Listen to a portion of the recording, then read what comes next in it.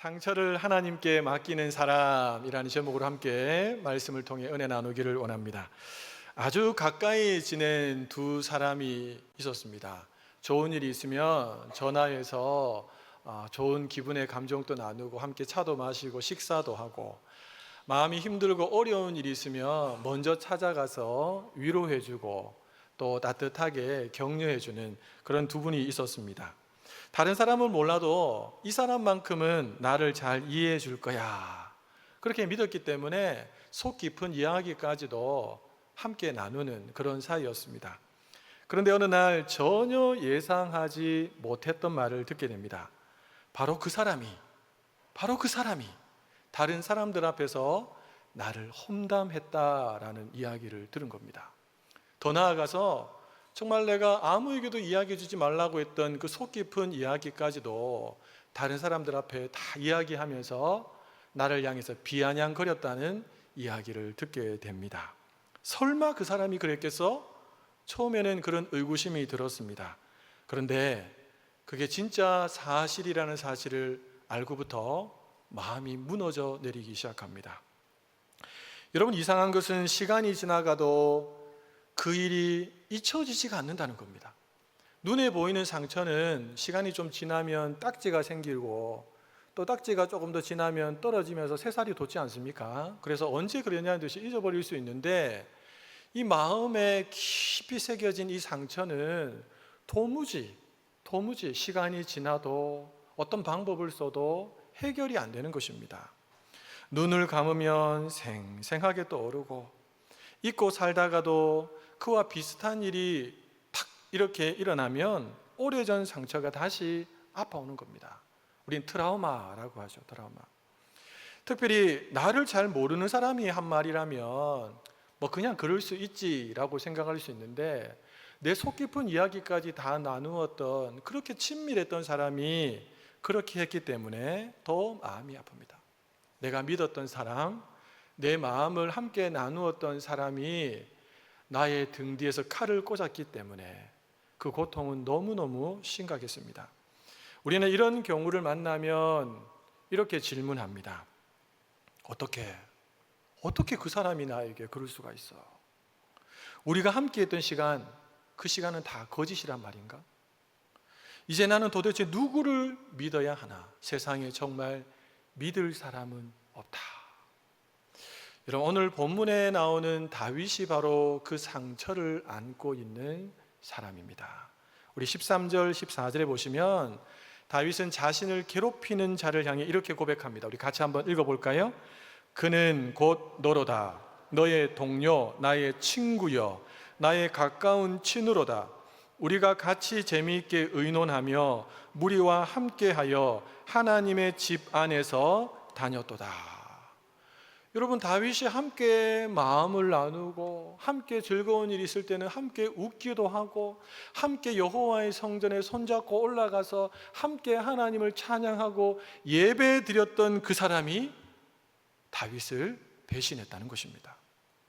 여러분, 다윗은 우리가 잘 알고 있는 것처럼 수많은 전쟁에서 승리를 거둔 대단한 전쟁의 영웅이었습니다. 대단한 사람이죠. 그러니까 가까운 사람에게 상처받는 거야 대수롭지 않게 여기지 않았을까라고 생각할 수 있는데, 그렇지 않다는 겁니다. 다윗이 너무 마음이 상하고 아프고 또 두려움과 공포 가운데 완전히 둘러싸여 버렸습니다. 관계 때문에. 여러분, 4절과 5절 말씀 같이 한번 읽어볼까요? 내 마음이 내 속에서 심히 아파하며 사망의 위험이 내게 이르렀도다. 두려움과 떨림이 내게 이르고 공포가 나를 덮었도다. 와, 얼마나 힘들었을까요? 이렇게 너무 힘드니까 여러분, 그 다음 절인 6절과 7절에서 다윗이 이렇게 말합니다. 비둘기처럼 나에게 날개가 있다면 저 멀리 광야로 날아가서 쉬고 싶다. 모든 것을 다 내려놓고 그냥 도망치고 싶다. 여러분, 이 마음이 다윗의 마음이었습니다. 얼마나 힘든 마음인지 조금 감이 오십니까? 네. 사랑하는 여러분, 아마 우리 중에도 다윗과 같이 정말 믿었던 사람에게 배신을 당하는 아픔을 겪으신 분들이 두 분 계실 겁니다. 상처를 준 사람 다시 보고 싶지 않죠. 그렇죠? 다시 보고 싶지 않습니다. 관계도 사명도 그냥 내려놓고 싶습니다. 아무것도 없는 곳으로 도망치고 싶을 때 그런 마음이 불쑥불쑥 들 때가 있지요. 저도 사역하면서 그런 경우가 있었습니다.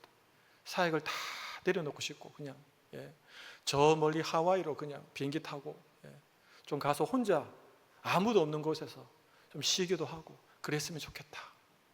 날개가 없어서 못 날랐습니다. 근데 여러분, 오늘 본문에서 우리가 주목해서 봐야 할 한 가지 모습이 있습니다. 여러분, 다윗이 지금 비둘기처럼 날개가 있다면 내가 저 광야로 가서 아무도 없는 곳에 가서 좀 쉬고 싶다고 하지만, 다윗은 정말 도망치고 싶다고 말하고 있지만 하나님에게서 도망하지는 않습니다. 그는 도리어 상처를 안고 누구에게 나갔을까요? 누구에게 나갔을까요? 심리 상담가에게 나갔을까요? 하나님께 나갔습니다. 여러분, 이게 다윗의 위대한 모습입니다. 우리와 똑같은 사람이에요. 똑같이 상처받고 똑같이 아파하고 똑같이 두려워하고 똑같이 도망치고 싶고 그런 마음이었는데, 다윗은 그 마음을 이 마음에 쑥 들어왔을 때 하나님께로 가서 하나님 앞에서 그것을 다 쏟아낸 사람입니다. 우리 시편 55편 전체를 다 읽지는 않았는데 서두에 보면 굉장히 시편 55편은 다윗이 심하게 갈대처럼, 바람 앞에 갈대처럼 심하게 흔들리는 듯한 모습을 보이고 있습니다.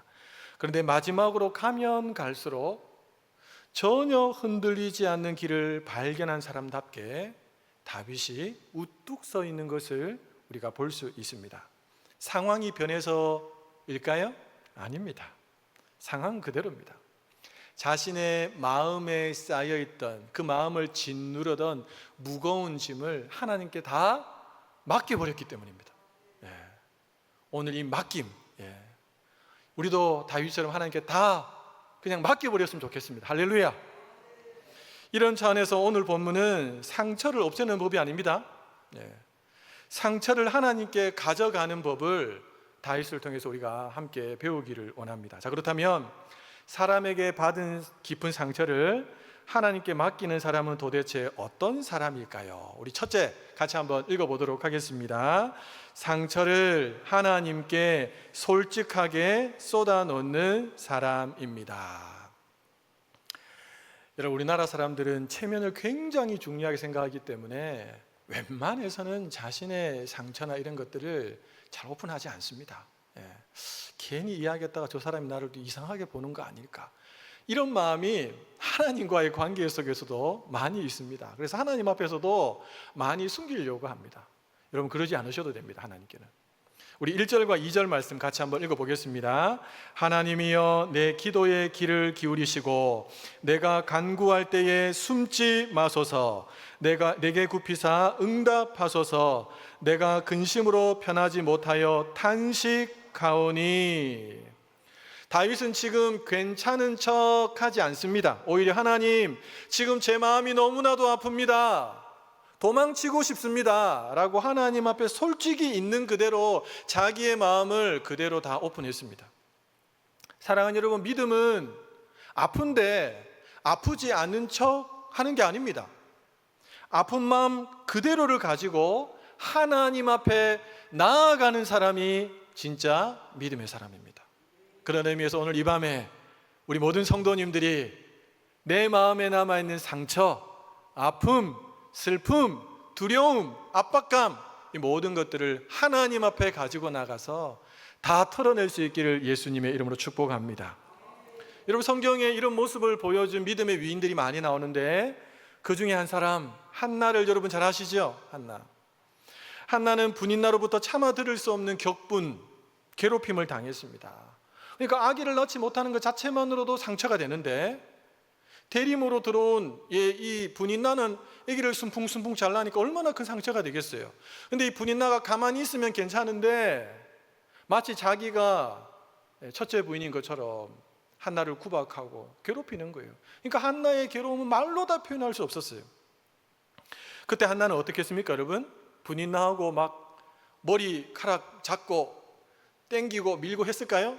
아닙니다.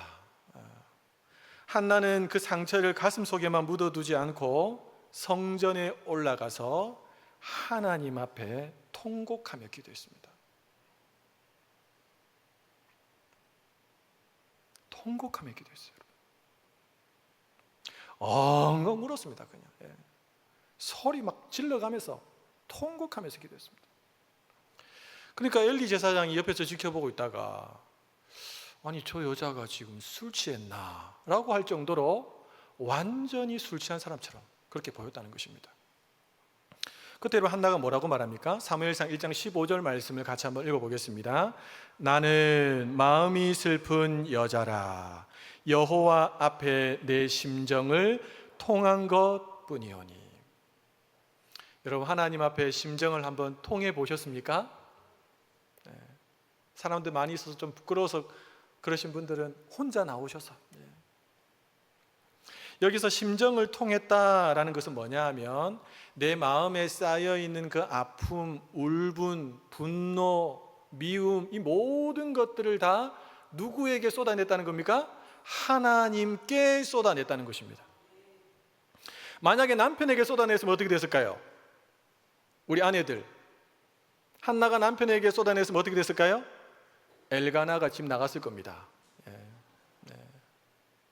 분인나에게 쏟아냈으면요 아마 3차 전쟁이 일어났겠지요. 하인들이나 주변 사람들에게 쏟아냈었으면요 악녀 중에 악녀로 소문이 났을 겁니다. 한나는 자기의 마음에 쌓여있는 미움, 울분, 분노, 고통, 상처 이것을 하나님 앞에 다 쏟아냈습니다. 마치 수도꼭지에서 물을 확 틀면 물이 확 쏟아지는 것처럼 가슴에 잠겨있는 수도꼭지를 확 열어갖고 그냥 하나님 앞에 다 쏟아부었습니다. 자, 다 쏟아놓고 나갔을 때 여러분 곧장 아이가 생긴 것도 아닙니다. 분인나가 열심히 막 괴롭히다가 이제 안 괴롭힐게 라고 분인나가 바뀌지도 않았어요. 딱 한 가지 바뀐 것이 있습니다. 그게 뭘까요? 그녀 얼굴에, 한나의 얼굴에 근심이 사라졌습니다. 왜 그랬을까요, 여러분?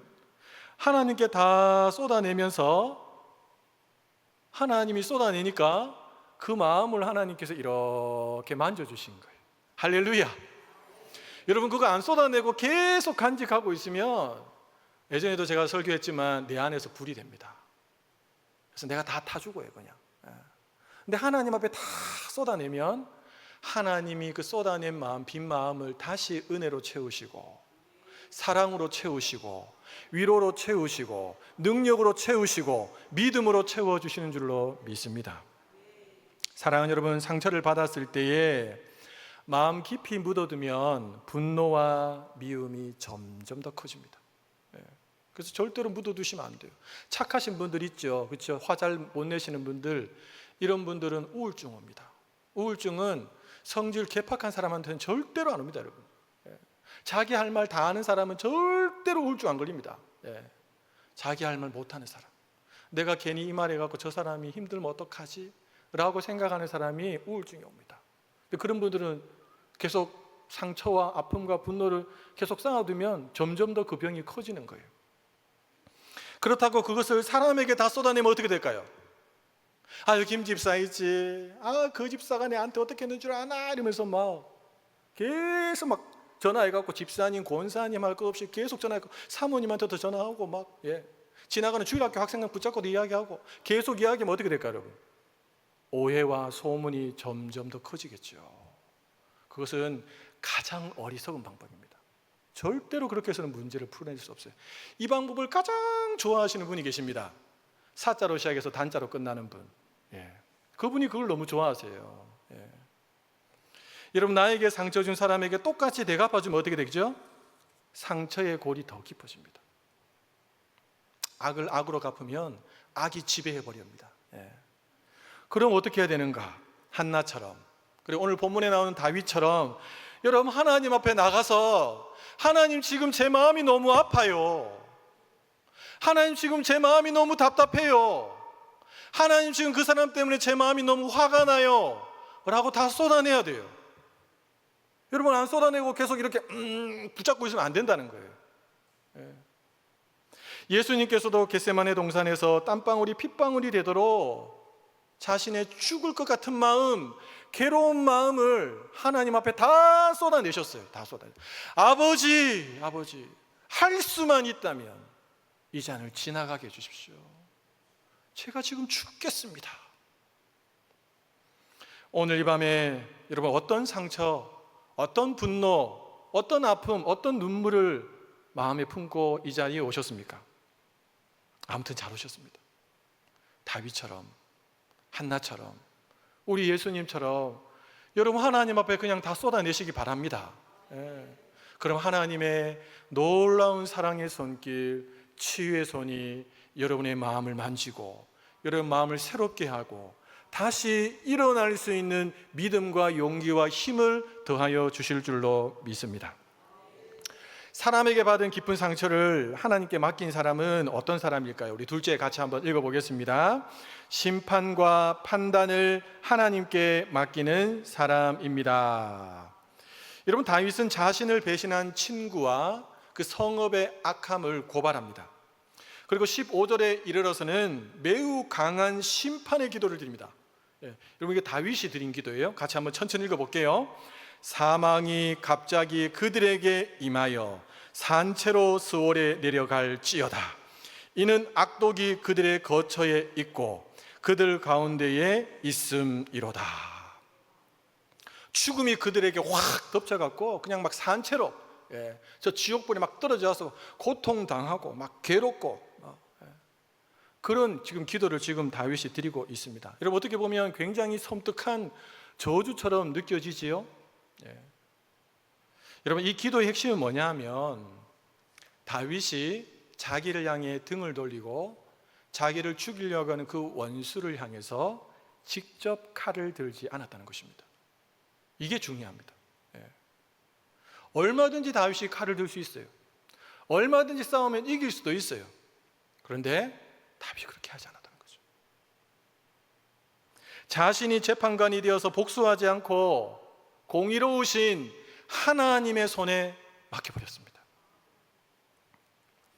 이게 말이 쉽지, 그렇죠? 사랑하는 여러분, 다윗의 인생을 보시면 우리가 잘 아는 것처럼 다윗이 2번이나 사울 왕을 살려주지 않습니까? 너무 억울하게 도망다니고 하루하루 겨우 그 목숨을 부지하고 먹을 것도 없고 잘 것도 없고 늘 죽음의 염려와 두려움 가운데 짓눌려 있었는데 2번이나 그 사울 왕을 죽일 수 있는 절호의 찬스가 찾아왔어요. 부하들은 다윗, 하나님이 당신을 너무 사랑하시는가 봅니다. 당신의 손에 저 사울 왕을 맡기셨으니까 하나님이 주신 기회를 놓치지 마십시오 라고 말했어요. 들어보면 내 마음에 딱 맞는 이야기죠, 그렇죠? 다윗의 마음에. 근데 다윗은 알았어요. 하나님의 방법이 아니라는 것을. 할 수 있어요, 다윗도. 그런데 그렇게 하지 않습니다. 다윗은 사울의 옷자락을 조금 베고도 이 마음의 가책을 느꼈습니다. 그리고 다윗이 이렇게 고백합니다. 사무엘상 24장 12절 말씀을 같이 한번 읽어볼까요? 여호와께서는 나와 왕 사이를 판단하사 여호와께서 나를 위하여 왕에게 보복하시려니와 내 손으로는 왕을 해하지 않겠나이다. 하나님이 판단하시고 하나님이 보복하실 것이니까 내 손으로는 하나님께서 기름 부어 세운 사람을 해하지 않겠습니다 라는 것이죠. 여러분, 이것이 믿음이에요. 믿음. 왜 다윗의 마음에는 그 미움의 마음, 복수하고 싶은 마음이 없었겠습니까? 있었지요. 다윗도 똑같은 사람인데. 여러분, 우리는 상처를 받으면 어떻습니까? 내 마음속으로 내가 재판관이 됩니다. 그래서 상처 준 사람을 단죄하죠. 그 사람이 불행해지기를 바라지요. 내가 받은 것보다 더 이상으로 해서 대갚아 주기를 원하는 마음이 우리의 마음속엔 다 있습니다. 제 마음속에도 있습니다, 여러분. 그러나 우리가 스스로 그 재판관 자리에 앉는 순간, 잘 들으십시오. 내가 그 재판관 자리에 앉는 순간 내 마음의 기쁨은 사라집니다. 내 마음의 평안도 사라집니다. 상대방은 아무렇지도 않게 잘 살아가는데 나 혼자 스스로 감옥에 갇혀서 괴로움을 느낍니다. 여러분, 심판을 하나님께 맡긴다, 말이 쉽지요. 진짜 내가 한번 당하면 절대로 쉽지 않습니다. 내가 미움과 복수의 주인이 되지 않겠다, 이런 진짜 결단이 없으면 하나님께 맡길 수 없어요. 여러분, 용서는 그 사람의 죄를 없던 걸로 이기는 것이 아닙니다. 용서는 내가 최종 심판자의 자리에서 내려오는 것입니다. 그게 용서입니다. 그렇다고 잘못을 바로잡지 말라는 뜻도 아닙니다. 잘못한 일에 대해서는 필요하면 책임을 물을 수 있습니다. 깨어진 관계를 바로 세우기 위해서는 필요한 조치를 취할 수도 있습니다. 다만 그 모든 과정에서도 내가 미움과 복수의 주인공이 되어서는 안 됩니다. 최종적인 판결은 공의로우신 하나님께 맡기는 것입니다. 요즘에 아이들을 하나, 많이 놓으면 둘 놓지 않습니까? 그러다 보니까 아이들이 너무 소중하죠. 그래서 부모님들이 정말 애지중지해서 아이들을 키우지 않습니까? 그런데 사랑하는 아들이, 딸이 어떤 친구로부터 학폭을 당했다? 그것도 너무 심하게 두들겨 맞아서 한쪽 눈이 실명이 됐다? 여러분, 어떤 마음이 들겠습니까? 곱하기 10해서 돌려주고 싶은 마음이 들겠지요. 사랑하는 여러분, 예수님의 십자가를 바라보십시오. 예수님만큼 억울하게 모욕을 당하시고 죽으신 분이 또 누가 있을까요? 얼마든지 예수님도 욕할 수 있죠. 그러나 예수님도 모든 것을 공의로운 재판관 되시는 주님의 손에 다 맡겼습니다. 도살장으로 끌려가는 어린 양처럼 예수님은 침묵하시면서 그냥 그 길을 가셨어요. 하나님의 살아계심을 믿었기 때문에. 오늘 이 시간에 혹시 여러분 마음속에 미움이라고 하는 밧줄로 단단하게 묶어 놓으신 어떤 한 사람이 있습니까? 분노라고 하는 쇠사슬로 단단하게 묶어 놓은 한 사람이 있습니까? 여러분, 그 판단의 자리에서 여러분들이 내려오시기 바랍니다. 그리고 진짜 공의롭게 재판하시고 확실하게 재판하시는 하나님께 맡기시기 바랍니다. 하나님께 맡기시기 바랍니다. 여러분, 사람에게 받은 깊은 상처를 하나님께 맡기는 사람은 도대체 어떤 사람일까요? 우리 셋째 같이 한번 읽어볼까요? 내 삶 전체를 하나님께 의탁하는 사람입니다. 내 삶 전체를 다 하나님께 의탁하는 사람입니다. 이런 본문의 분위기가 16절부터 확 바뀝니다. 그래서 제가 16절부터 읽었습니다. 우리 같이 한번 16절 읽어볼까요? 시작. 나는 하나님께 부르짖으리니 여호와께서 나를 구원하시리로다. 아멘. 볼펜을 갖고 오셨으면 쫙 한번 꺼놓으시기 바랍니다. 원수도 상처도 그대로 다 남아 있었어요. 그런데 다윗은 하나님께 부르짖으리니 여호와께서 나를 구원하실 것이다 라는 믿음을 가지고 17절에 보니까 저녁과 아침과 정오에 하나님께 나아가서 계속해서 기도하겠다고 다짐합니다. 그냥 한두 번 기도하고 말겠지가 아닙니다. 여러분, 시간을 딱 정해놓고 저녁과 아침과 정오에 하나님께 나아가서 계속해서 하나님의 공의와 하나님의 자비와 하나님의 은혜를 구하겠다. 사랑하는 여러분, 오늘 본문에는 두 가지 소리가 충돌합니다. 3절에 나오는 다윗을 흔드는 원수의 소리가 나옵니다. 아주 강력한 소리죠. 그런데 17절에 나오는 다윗이 하나님께 올려드리는 다윗의 기도 소리가 나옵니다. 이 두 소리가 빵빵 하면서 충돌을 하는 겁니다. 사람들의 비난과 배신의 소리가 다윗의 마음을 계속해서 흔들고 울릴 때에 다윗은 가만히 앉아서 그 소리만 묵상하고 그 소리에 붙들려 있지 않았습니다. 도리어 다윗은 기도함으로 그 소리를 덮어버렸습니다. 하나님 앞에 나아가서 기도함으로 그 모든 소리를 다 덮어버렸어요. 할렐루야. 그렇기 때문에 다윗은 22절에서 이렇게 고백할 수 있었습니다. 우리 같이 한번 읽어볼까요? 22절. 내 짐을 여호와께 맡기라. 그가 너를 붙드시고 의인의 요동함을 영원히 허락하지 아니하시리로다. 할렐루야. 맡기라라는 말은 살라크라고 하는 단어인데 내던져라, 내던져라, 확 넘겨줘라.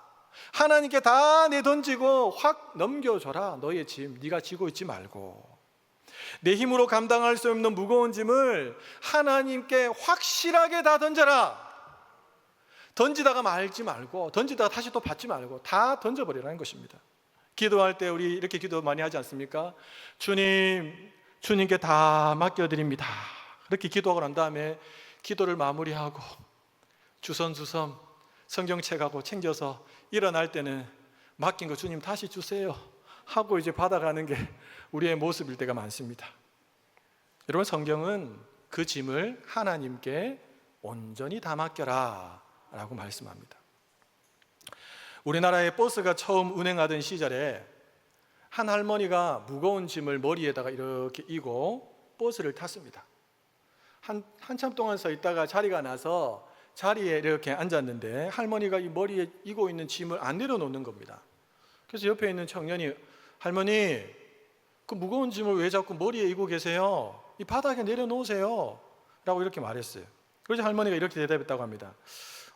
나는 버스 값을 냈는데 이 짐값은 안 냈어. 그러니까 내가 지금 이고 있어야 돼. 할머니가 이렇게 말한 거예요. 여러분, 너무 우스운 이야기 같지만 사실 이야기가 우리 이야기, 우리 이야기입니다. 분명 하나님의 품 안으로 와락 뛰어들어가서 하나님 이것도 맡길게요, 저것도 맡길게요, 제 걱정도 염려도 다 맡겨드릴게요 라고 기도했는데 일어날 때는 어떡하지, 어떡하지, 되겠나 이게, 우짜지, 이러다가 끝나는 거 아닌가, 오만 염려와 걱정을 머릿속에서 소설로 만들고 있습니다. 하나님 이 문제를 다 맡깁니다 라고 기도하면서도 결과는 내가 붙들고 있는 거예요. 이렇게 될 거야, 저렇게 될 거야. 하나님 이 사람을 맡겨드립니다 라고 하면서 마음속으로 계속 그 사람을 판단하고 있습니다. 이것은 맡기는 게 아닙니다. 맡기는 게 아닙니다. 여러분, 무거운 짐을 지고 있다가 누군가에게 딱 맡기면 어떻습니까? 아이고 좀 살 것 같네, 아이고 이제 좀 가뿐하네, 이런 느낌이 들어야 되지 않겠습니까? 맡겼는데 이렇게 무겁지, 이런 건 없습니다. 그렇죠? 우리가 하나님께 맡기면 어떻게 됩니까? 똑같은 거예요. 야, 이제 좀 살 것 같네, 하나님 어떻게 하실까 기대가 되는데, 이게 진짜 맡긴 사람의 반응이죠. 사랑하는 여러분, 하나님께서 우리를 붙드시는데 왜 그 짐까지 우리가 계속 지고 가야 될까요? 내 짐을 여호와께 맡기라. 이 말씀은 내가 해야 할 일은 성실하게 하는 겁니다. 그러나 내가 할 수 없는 일, 내가 통제할 수 없는 일은 그분께 다 맡기는 겁니다. 여러분, 기억하십시오. 하나님은 우리만 받아주시는 분이 아닙니다. 우리의 짐도 받아주시는 분이 우리 하나님이신 줄로 믿습니다. 그러니까 하나님께 맡겨야 돼요.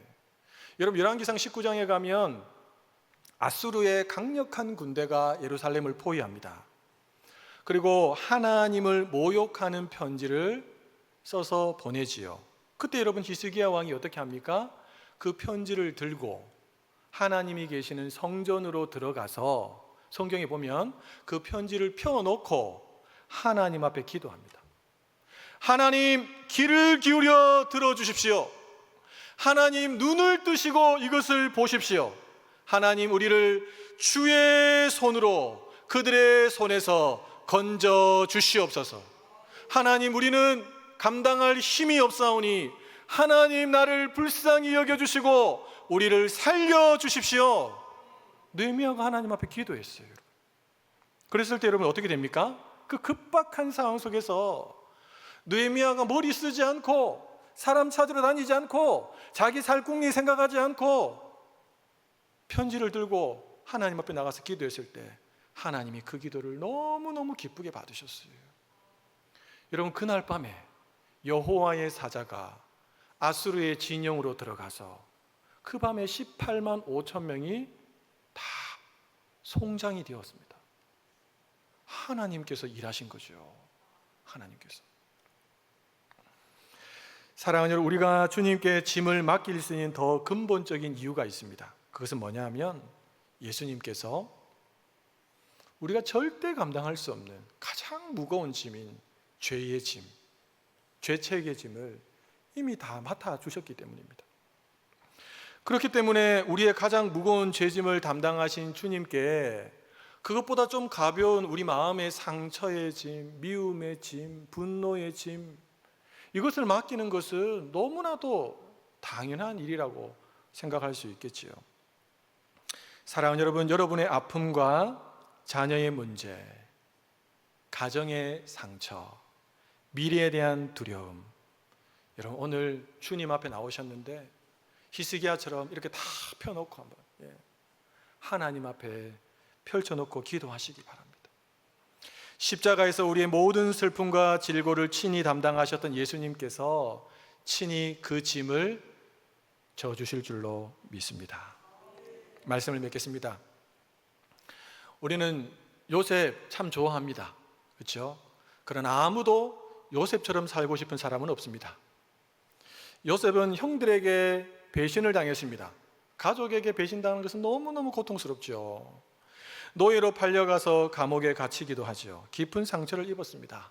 그런 그가 애굽의 총리가 되어서 자신을 팔아버렸던 그 형들이 자기 앞에 무릎을 꿇고 만났을 때 여러분 요셉이 어떻게 합니까?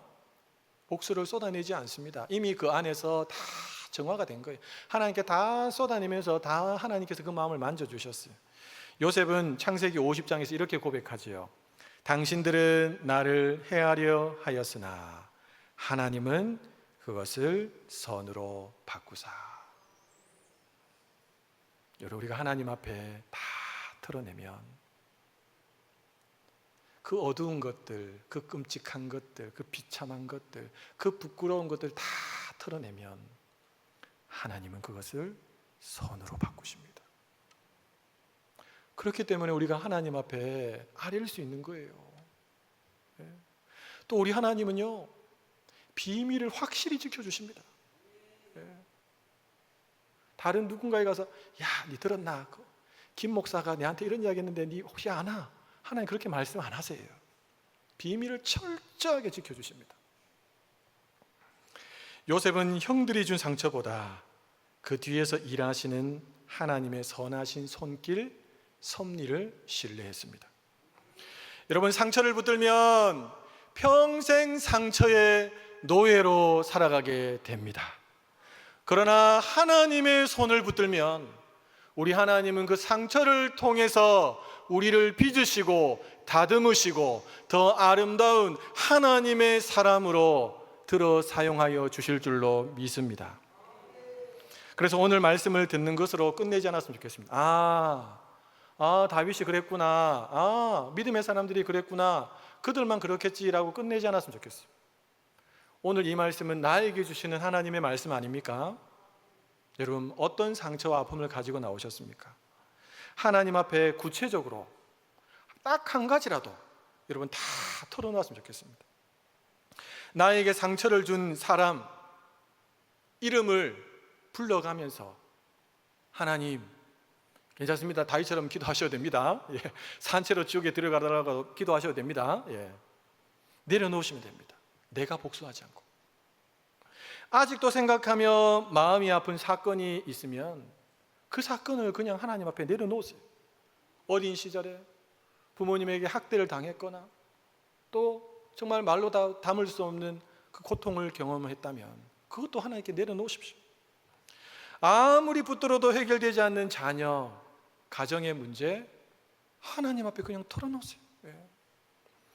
오늘 그것을 하나님 앞에 정확하게 말씀드리면서 여러분 이렇게 기도하시기 바랍니다. 주님,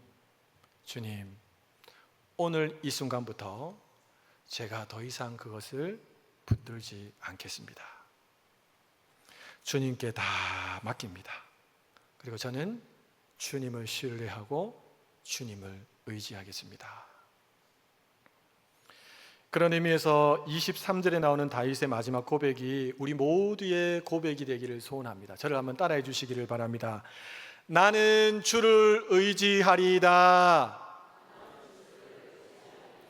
나는 주를 의지하리이다.